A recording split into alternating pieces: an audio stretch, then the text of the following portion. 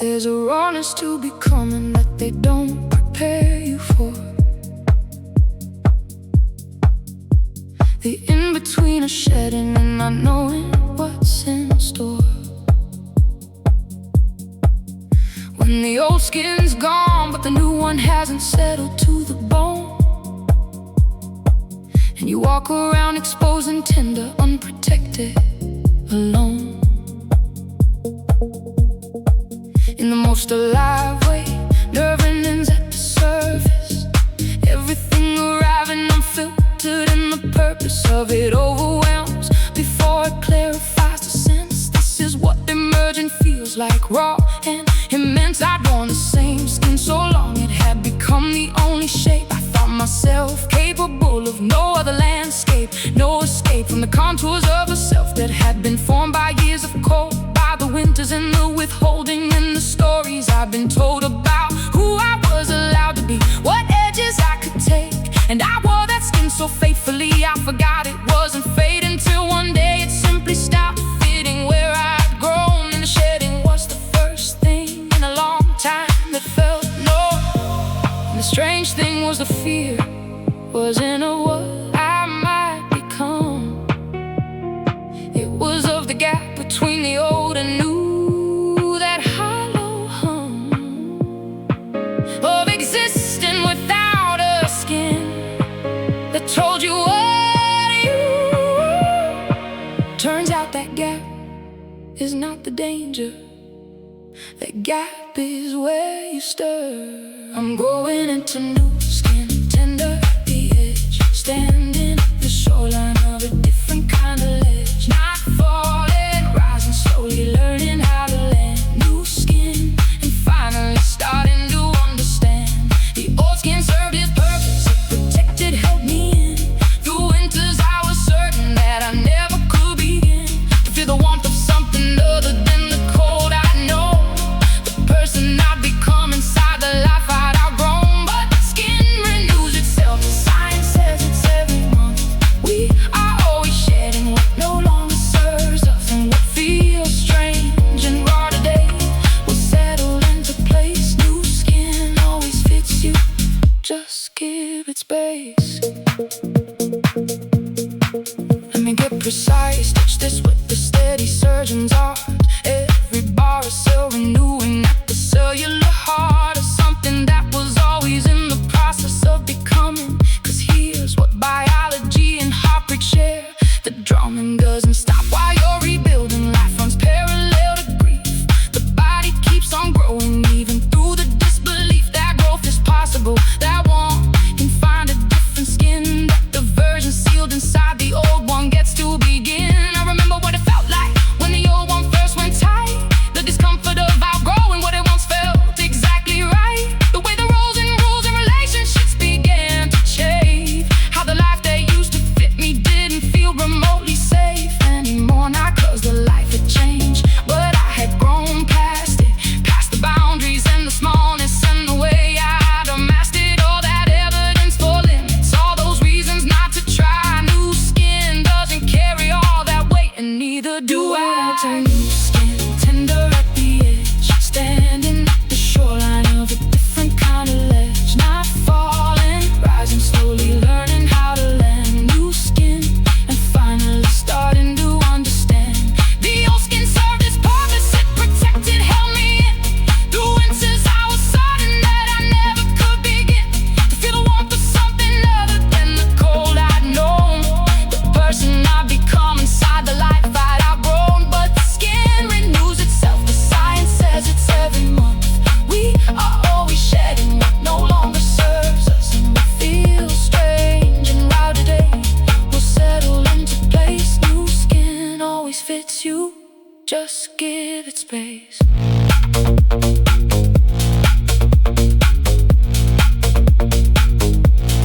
Say doesn't mourn the skin it leaves behind.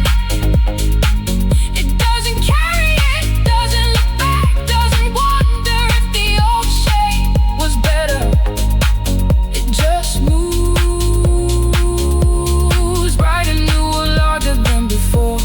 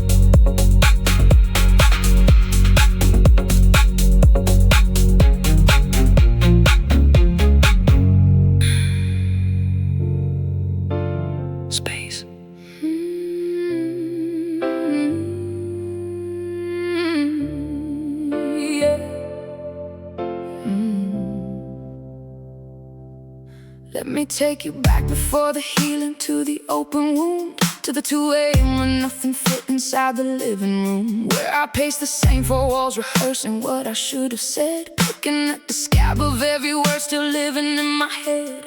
I was fluent in the language of the damage and the loss, wore the wound so long I couldn't see the person it had cost. See, I'd made a home of hurt and kept the furniture in place, hung the grief up like a picture in the center of my face, and the world kept right on moving while I orbited the pain like a satellite that can't escape the gravity again. But here's the thing about a wound: it wants to close, it wants to seal. The body is a genius and the genius wants to heal. So even when I sabotaged, even when I tore the seam, something underneath was quietly rebuilding from the dream of a version of myself that didn't live inside the break. And one morning I woke up and I was her, wide awake, and I looked in the mirror and I didn't see the damage first, didn't see the chapter where it all went wrong the worst. I saw the lines, the evidence, the proof that I survived. I saw scar tissue and I knew I was alive. I'm not the wound anymore, I'm what grew over it. Scar tissue, stronger where it split. Doesn't mean it didn't hurt, doesn't mean I didn't bleed, but I'm scar tissue now, and that's all I need. People see the surface and they think that I'm the same, but underneath the healed skin lives a different kind of flame. Not the burning kind that breaks you, not the kind that scars again, but the warm and steady ember of a woman who remained. I wore my breaks like armor once, now I wear them like a map. Every line of road I walked, every ridge a way back. Scar tissue, harder, yes, but softer too in ways. Scar tissue, what survives the blaze. Now let me get precise, I'm stitching syllables like suture thread. Every bar a careful hand along the wound that should have bled me dry but didn't. And that's what I'm here to testify, that the thing you think will finish you is also how you find the depth of what you're made of. Cause you never really know what lives beneath the surface till you weather through the low. I've met myself in ruins, had the conversation there, asked the broken version what she needed, and she said, just care, just witness me, just stay, don't try to fix or fast forward through. Let the healing be as slow and strange and ugly as it's true. So I stayed in the rubble, in the ash, in the in-between, in the version of myself I hadn't planned on having seen. And the tissue started forming, not a cover, not a mask, something structural and honest, built to last beyond the past. Collagen and courage woven tight beneath the skin. Scar tissue doesn't hide the wound, it just decides to begin. I'm not the wound anymore, I'm what grew over it. Scar tissue, stronger where it split. Doesn't mean it didn't hurt, doesn't mean I didn't bleed, but I'm scar tissue now, and that's all I need. People see the surface and they think that I'm the same, but underneath the healed skin lives a different kind of flame. Not the burning kind that breaks you, not the kind that scars again, but the warm and steady ember of a woman who remained. I wore my breaks like armor once, now I wear them like a map. Every line of road I walked, every ridge a way back. Scar tissue, harder, yes, but softer too in ways. Scar tissue, what survives the blaze. They ask me if it still hurts. Yeah, sometimes in the cold, the way an old break aches when the weather changes. That's not failure, that's just how the healed remember. I don't want to forget. The forgetting isn't healing, it's just distance. I want to carry it lightly, not drop it, not drag it. Carry it lightly, like scar tissue does.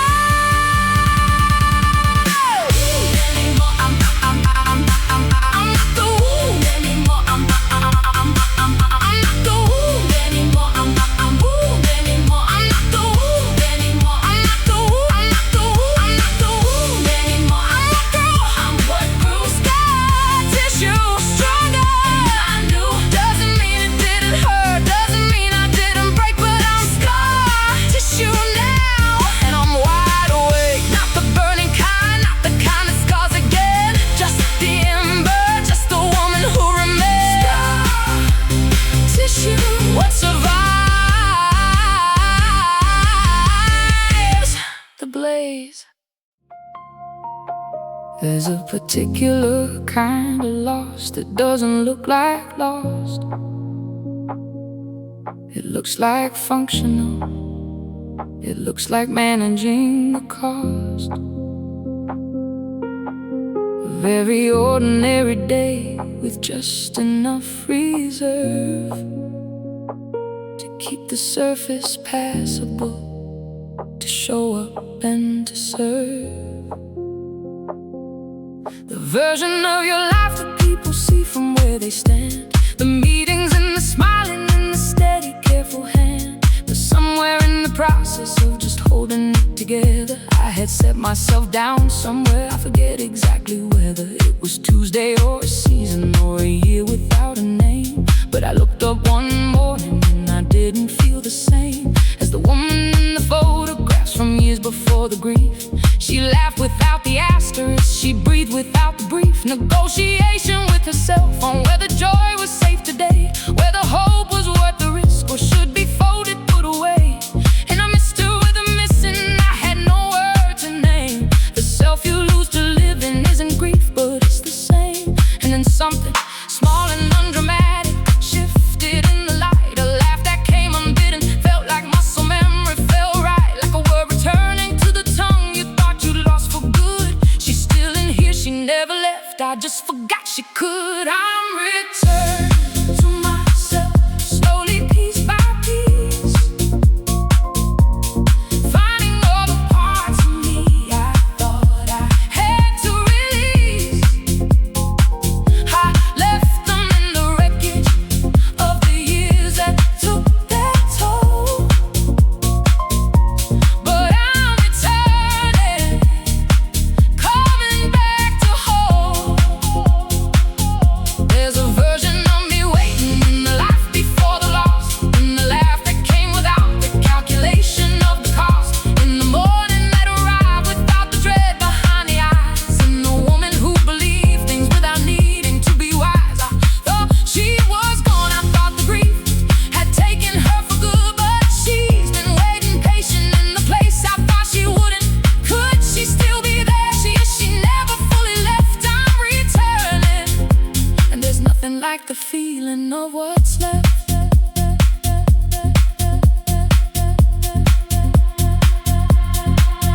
Let me map this with precision, every landmark on the road, back to who I was before the years I let the grief erode. The coordinates of self, and yes, I'm different now, I know, but different doesn't mean gone, different means I've had to grow.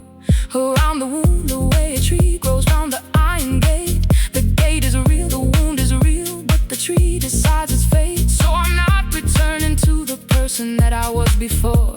That's not how the homecoming of healing keeps the score. I'm returning to the essence, to the part that pre-existed, all the damage and the coping and the ways that I resisted my own nature, curious and open and alive to the ordinary beauty of just managing to survive a Tuesday or a winter or a conversation with a friend that doesn't cost me everything, just present start to end. She was there in every dormant season, holding her own place, and I'm walking back to meet her, and I recognize her face. I'm returning to myself, slowly piece by piece,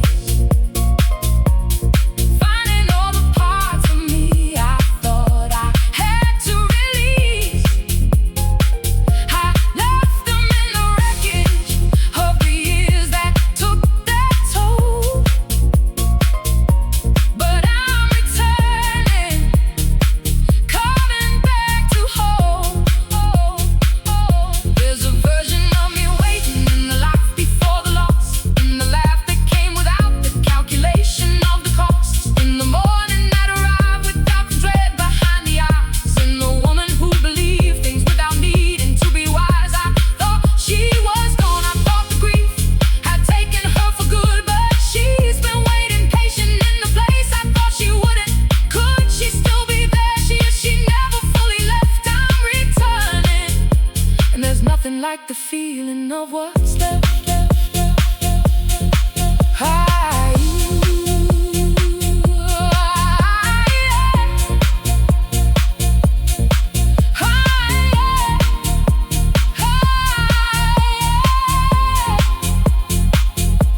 I used to think that healing meant becoming someone new, a different not what this is. This is recognition. This is walking into a room you haven't been in for years, and finding your own handwriting on the wall. You were always here. I was the one who left.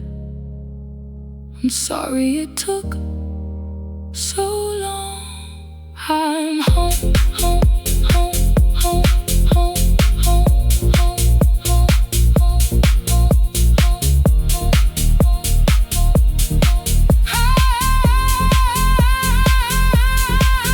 I'm returning, slowly, piece by piece, finding all the parts I thought I had to release. I'm returning, coming back to home, coming home. She was there. She never fully left. Nothing like the feeling of what's left. I'm returning. I'm returning home. The bravest thing I've got.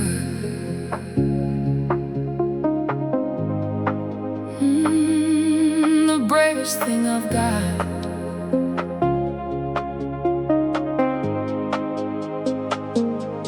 The world had a curriculum for hardness and I passed it.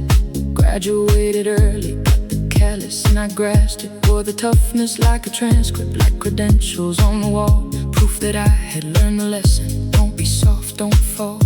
And I carried it like pride, the imperviousness, the cool, the way you're moving through a room like nothing had the tool to reach me, touch me, move me.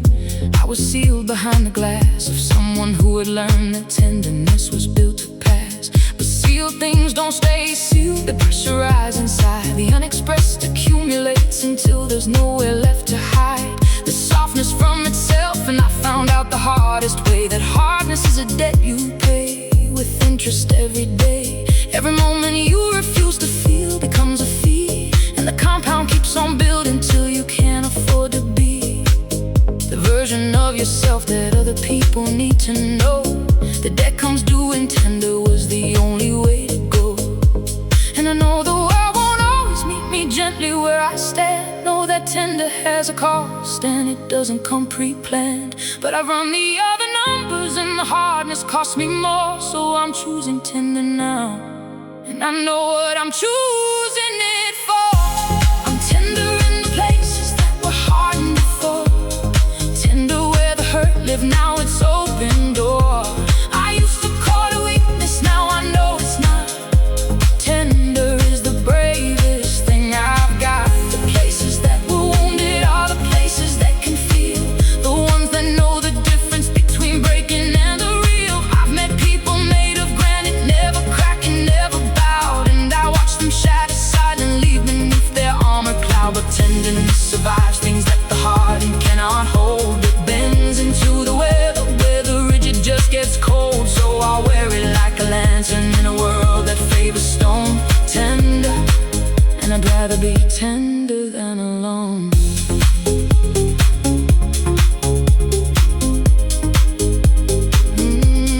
Let me be precise, not clinical, but careful with the weight. Every bar a hand extended rather than a fist of hate. Tore the parts of me that felt too much, reached out too far. Got burned by what they touched and still reached out.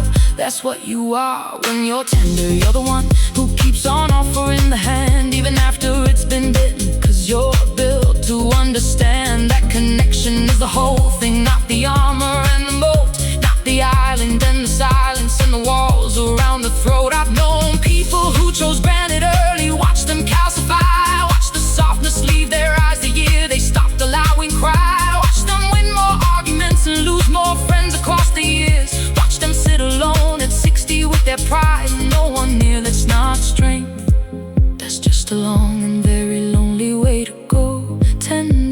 takes more courage than the hardness people show. It says I know this might cost me and I'm open anyway. I'd rather feel the weather than have nothing left to say. I'm tender in the places that were hardened before. Tender where the hurt lived, now it's open door. I used to call it weakness, now I know it's not. Tender is the bravest thing I've got. The places that were wounded are the places that can feel.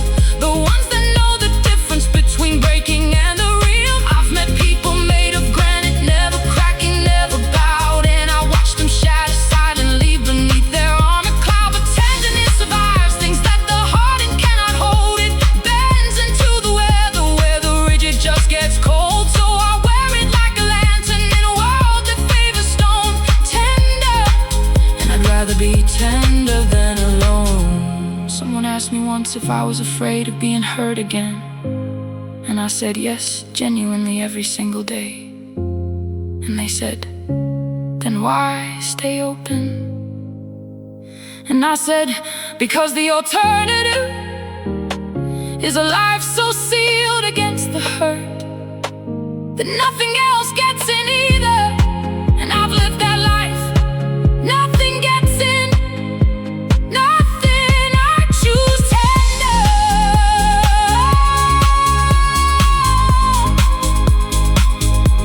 I choose tender.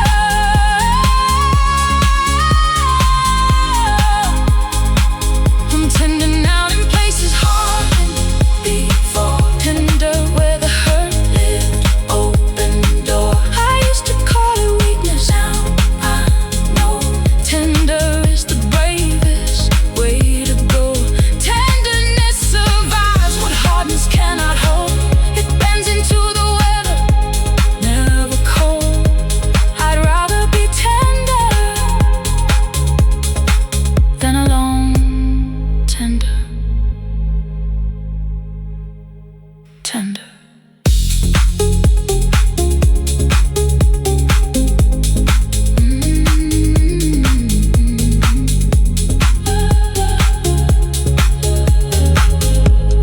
Tender.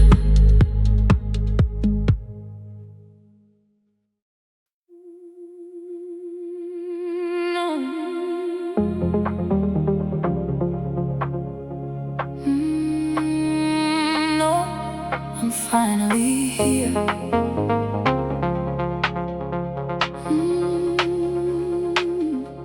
They taught me how to manage it before they taught me how to feel. Chin up, shoulders back, and make the difficult seem real. Easy, make it seamless, make it look like nothing's wrong. Compartmentalize the breaking and just carry it along. And I was good at it, genuinely, architecturally good. Could wall off an entire grief before the morning. Understood the social contract. Don't bring your weather into other people's rooms. Don't let them see the seasons underneath the sweet perfumes of competence and capability. And coping and composed, I wore those words like uniforms. I kept the real thing close, and I thought that was strength. I thought the holding was the work. That real people didn't crumble, didn't wallow in the hurt. That somewhere in my 20s I should have outgrown all the need. That asking for permission from myself to feel was weak, until the body filed a different kind of testimony.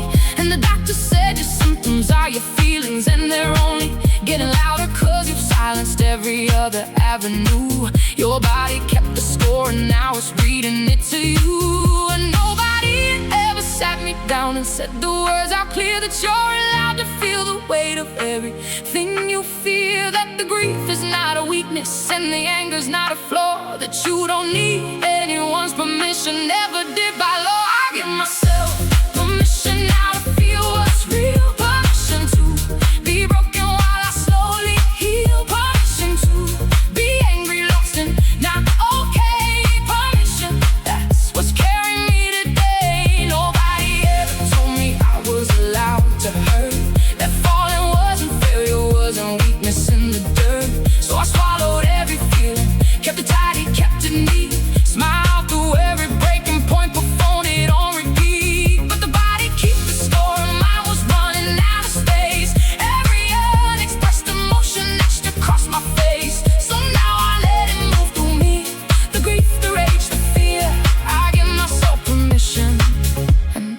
finally here. Now let me be exact, I'm putting this with surging hands. Every syllable a filing of the counterclaims and stands. I took against myself for years inside a court I ran alone, where the verdict always came back too much, too soft, too prone to feeling, too reactive, too involved in your own mind. I was judge and jury both, and neither one was kind. So I prosecuted every tear before it left the eye, cross-examined every ache and told it not sufficient lie. Still be still, stop making yourself a thing that bleeds in public view. Stop requiring so much tension, stop demanding to be true. But the emotion doesn't disappear just cause you rule it out.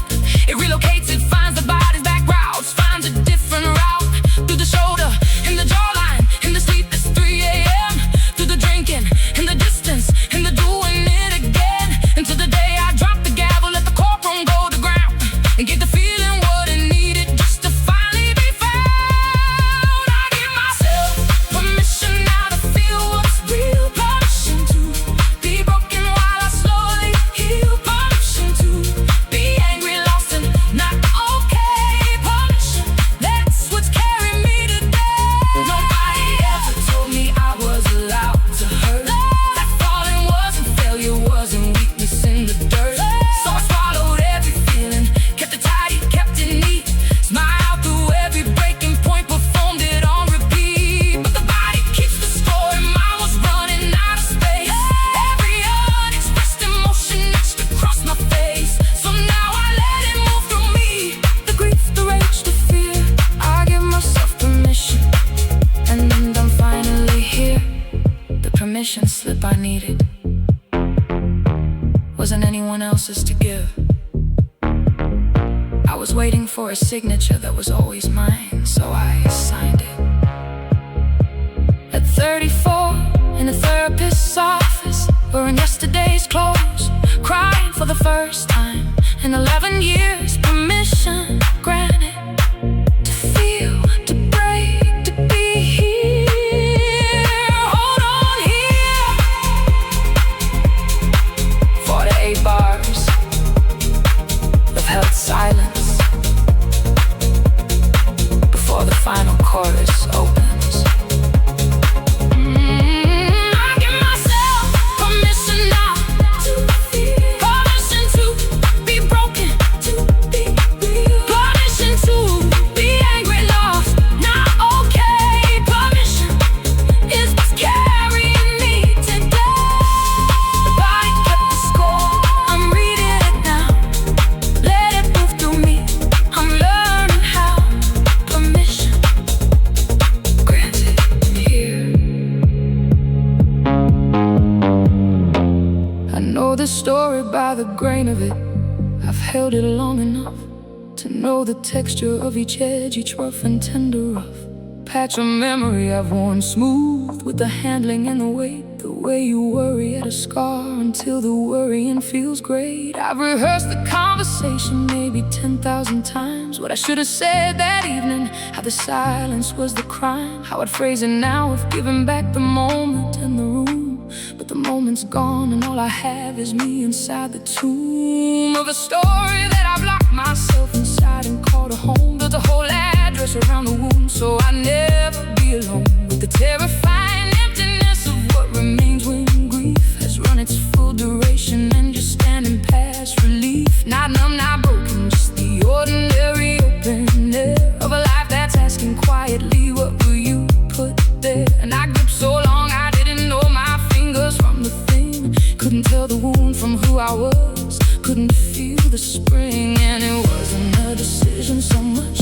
as a noticing that my hands had gone to white around a ghost, a hollowing that the grip itself was costing more than what the grip contained. And I asked myself, what exactly am I holding? What remained? The letting go is harder than the holding ever was. I kept the pain so close I thought it made me who I was.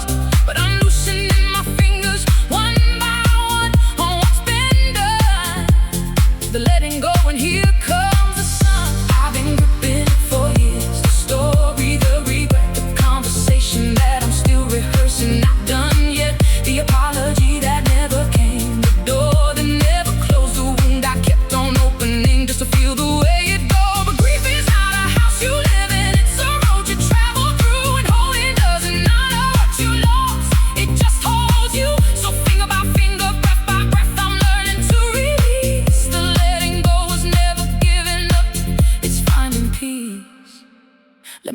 this with the care the subject matter deserves. Every syllable a finger easing off the thing that curves around the fist of grief, like second skin, like something known, like the pain had paid rent long enough to call the body home. And here's what nobody tells you about learning how to grieve, that the holding has a logic.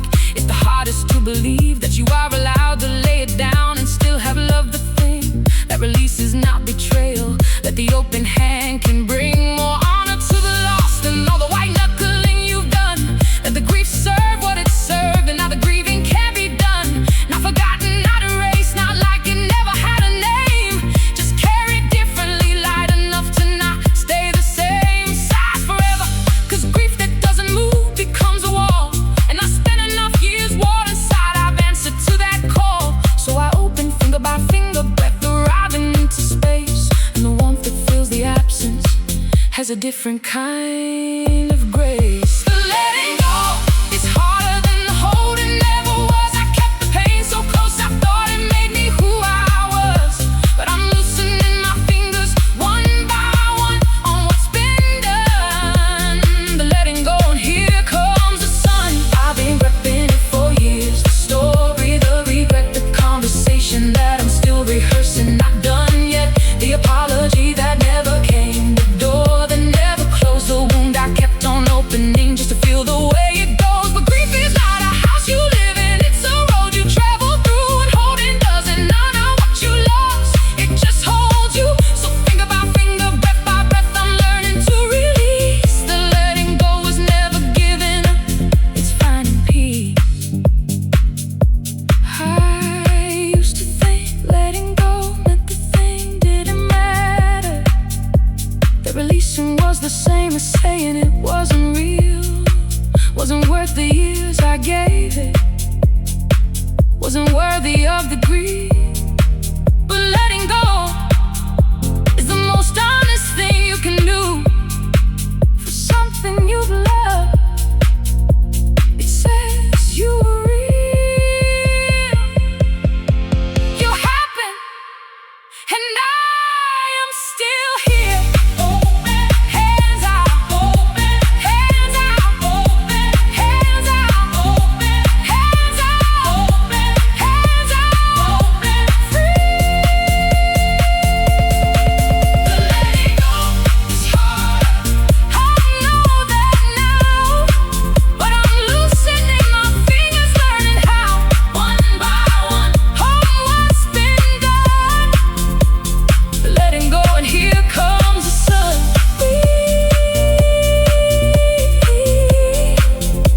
Grief is not a house, it's a road, and I've been standing still too long with this load,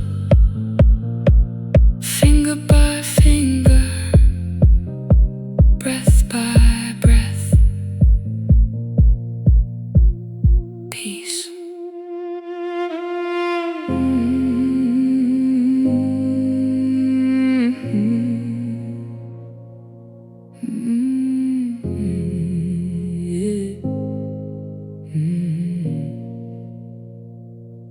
I was born into the turbulence, or maybe I chose it. Maybe chaos was the only frequency I'd ever noticed. Every room I walked into became a weather system fast, pressure fronts and breaking points, and nothing built to last.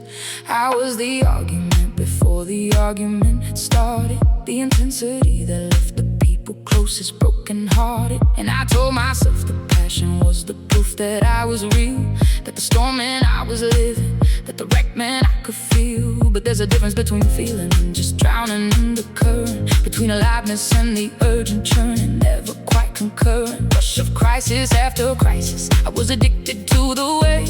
Thought the stillness was for people who had given up and caved. Thought that quiet meant surrender, that the calm was just a lie, a surface with no depth beneath the flatness, not a tide. Till the storm took everything I had and left me on the shore, and the wreck of me looked up and said, I can't do this anymore. And the silence after storm is not what I expected it to be. Not empty, not surrender, not the death of feeling free. More like going underwater where the surface the depth has been there always, just beyond the crash of beach. I've been the storm, I've been the wreck upon the shore. I've been the waves that kept on crashing, wanting more. But now I'm learning how to be the still water, calm beneath the surface, healing's daughter. I've been the flood that swept through every room I occupied, leaving devastation in the current of my tide. The chaos felt like living, but it kept me from the deep, from the quiet place beneath the noise, but still water sleeping. Now I'm finding it, that stillness under everything, the place that doesn't need the drama, doesn't need the sting, just the surface catching light, just the depth below, still water. That's the place I'm learning how to go. Let me cut this clean, precision like a river, find a level. Every syllable a current, every bar another revel.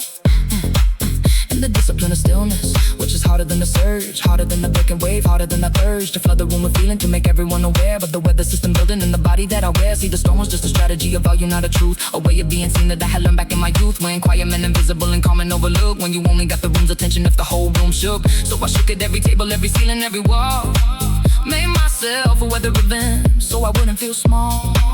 But the depth was always there, beneath the drama and the tide, a version of me waiting in the stillness I denied, who didn't need the crashing to confirm that she was real. Turns out the deepest water is the quietest to feel. I've been the storm, I've been the wreck upon the shore.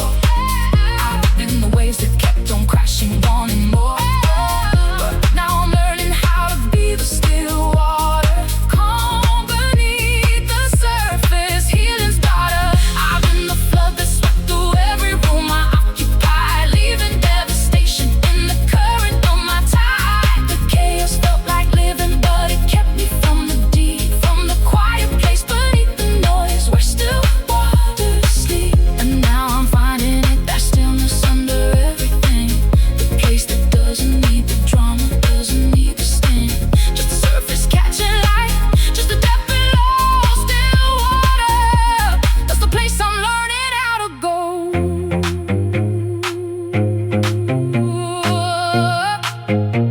Yeah, you can see the depth in churning water. Take stillness to show you how far down it goes. I spent years making noise so nobody could see the bottom. Turns out the bottom was the most honest part of me.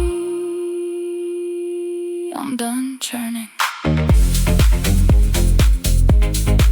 Let the sill settle, let the water clear, still deep here.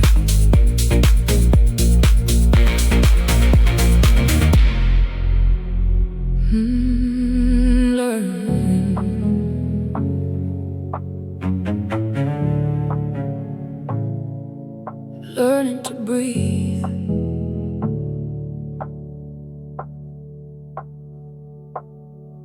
It started with the chest, that's always where it starts. The tightening and the clenching like a fist around the heart. And I'd wake up mid-sentence in a dream I can't recall, already braced for impact before morning made his call. That's the thing they don't put in the brochure about grief, that it colonizes breathing, moves in under your belief that the body's still yours, that air still moves on your command. But anxiety rewires you to a place you didn't plan. I'd forgotten what a full breath felt like, genuine deep, the kind that reaches all the way and doesn't cost you sleep. I was breathing in the shallows, keeping everything contained, like if I didn't fully inhale, nothing real could be sustained. Small breaths for a small life, small hope behind a small door, surviving on the minimum when I was built for more. Till the therapist said start there, just the breath, just begin. And something ancient in my body said I remember him. And I know it sounds too simple for the size of what I carry, sounds too small a remedy for something that's contrary. But the breath is where the body and the broken mind agree. You are here, you are present, you are still partially free. I'm learning to breathe again, slow and deep, learning to wake without dread in my sleep. It doesn't happen overnight, healing takes its time, but I'm learning to breathe again, and that feels like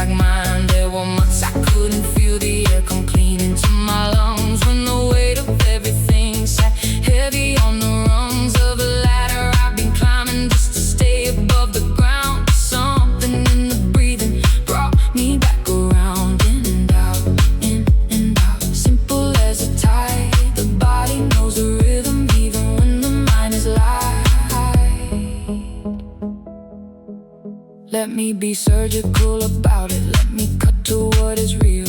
Every bar, a scalpel and a suture and a seal. On the version of the story where I'm only what I lost, where I audit every failure and I calculate the cost of every wrong decision, every bridge I burned to black, every person that I needed who decided not to come back. See, the mind will spin a narrative designed to keep you small. We'll loop the worst of everything and call that summary all. But the breath don't lie, the breath don't editorialize. It doesn't file the pain away or dress it in disguise. It just moves in and out, indifferent to the verdict. Says you're here, whatever happened, you are worth it. So I practiced every morning, even when it felt like theater, even when the inhale trembled and the exhale came out weaker, even when the stillness terrified me more than all the noise. I breathed in slowly in the breathing, I reclaimed my voice. I'm learning to breathe again, slow and deep, learning to wait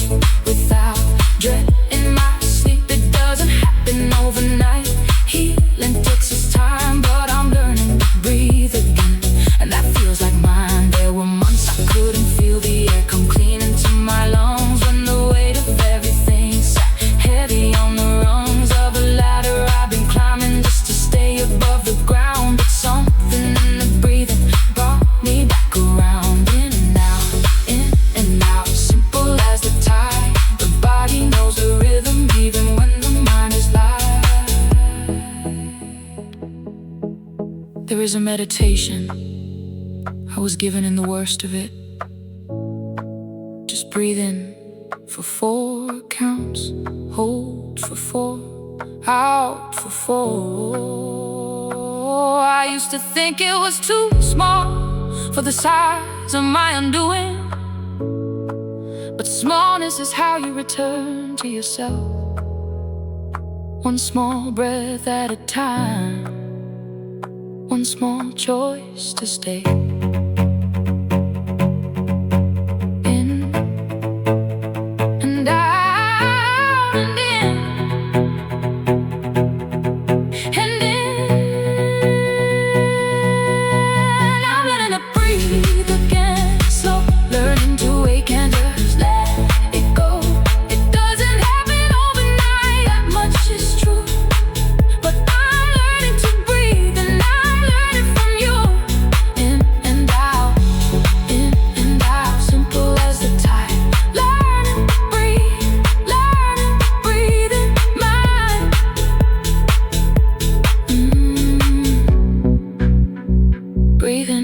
Breathing, mind.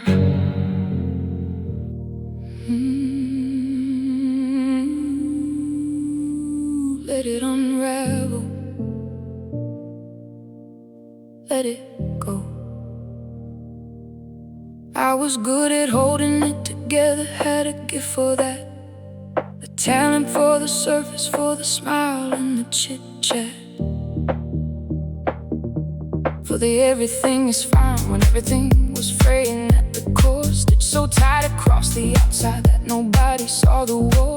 I built it over years, the presentation, the facade, layer, overworking, overawed by the fear that if the seam showed even slightly, I'd be done. That the person underneath the performance wasn't one worth keeping, worth the room, worth the oxygen I breathe. So I tailored every version of myself for those I needed. Please, the professional, the partner, the dependable, the strong. Wore each costume for so long, I'd forgotten all along that underneath the costumes, underneath the careful art, there was something raw and real still beating like a heart. Not the version built for others, something older, something true, and it waited patient until the holding fell straight through.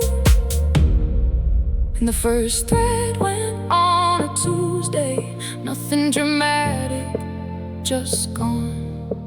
Then another, and I couldn't hold on. And the terror of it honestly was less than I had feared, 'cause underneath the falling apart, something finally cleared. Let it unravel, let it fall apart. Some things need breaking before they can start. I'm not falling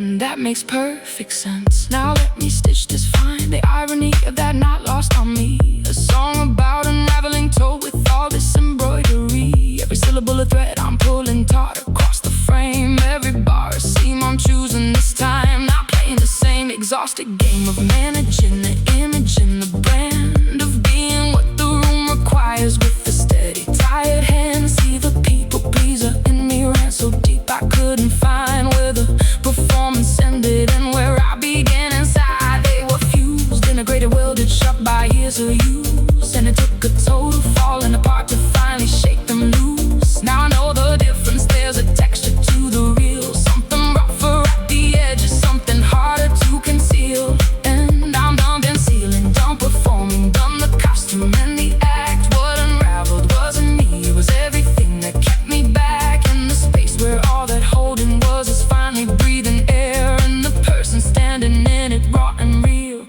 is finally there. Let it unravel, let it fall apart. Some things need breaking before they can start. I'm not falling to pieces, I'm finally free. The unraveling was just becoming me. I held it all together for so long, my hands went numb. Kept every seam in place until the keeping made me dumb to what I really needed, what was buried underneath the perfect presentation and the smile behind the teeth. But threads come loose and fabric fades, and that's okay, that's fine. Cause beneath the unraveling there's something more divine. Not the version built for others, not the mess, not the pretense, just the raw and real and ragged me. And that makes perfect sense. I used to think that falling apart was the ending, that if the seams showed the whole thing was over, that people only stayed for the performance. But the ones who stayed when I unraveled, they're still here. And the ones who left when the costume came off, they were never staying anyway. That's not loss, that's clarity. That's the gift inside the unraveling. Hold on, unraveling. 4 to 8 bars, the space before the final chorus thread drops. Oh, oh. Let it unravel, let it go. Some things need breaking now. I know I'm not falling to pieces, I'm finally free. The unraveling was just becoming me. Not the mask, not the pretense, just the raw and real, and that makes sense. Let it unravel, let it me. Let it unravel.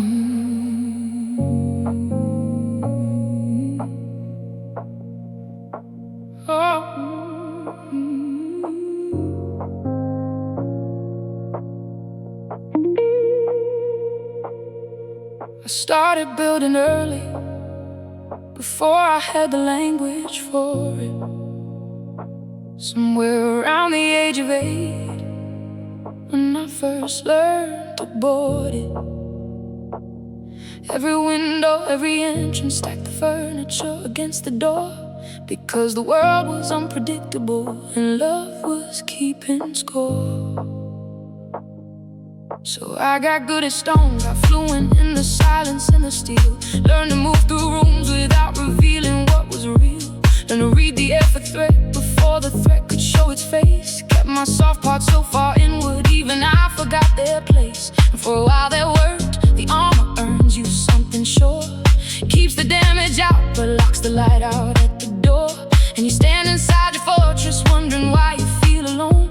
Why the people that you love can't seem to reach you through the stone. Why the intimacy terrifies you more than all the pain. Why the armor that protects you is the thing that keeps you chained. And the answer lives so quiet in a place you dare not look. You built so much protection that you locked out being loved. And then somebody found a crack they weren't even trying to. Just showed up in the ordinary way that safe people do, and stayed and didn't flinch and didn't leave when I went cold. And something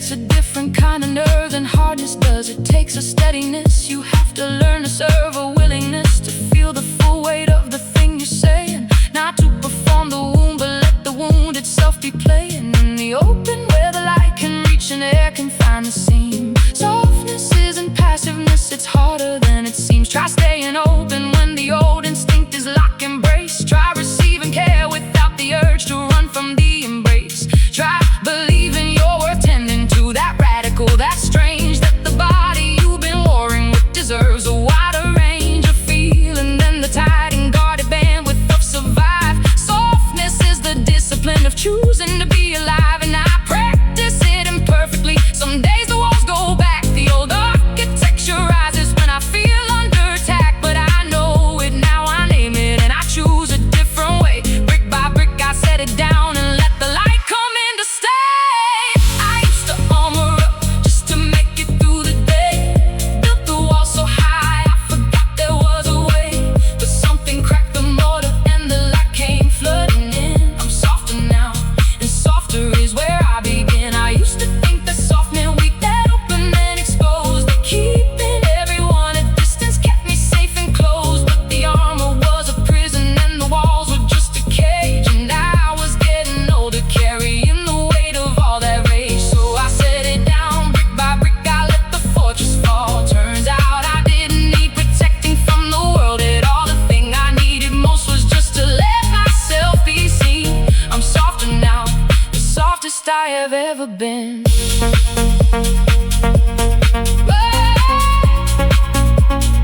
softest I have ever been.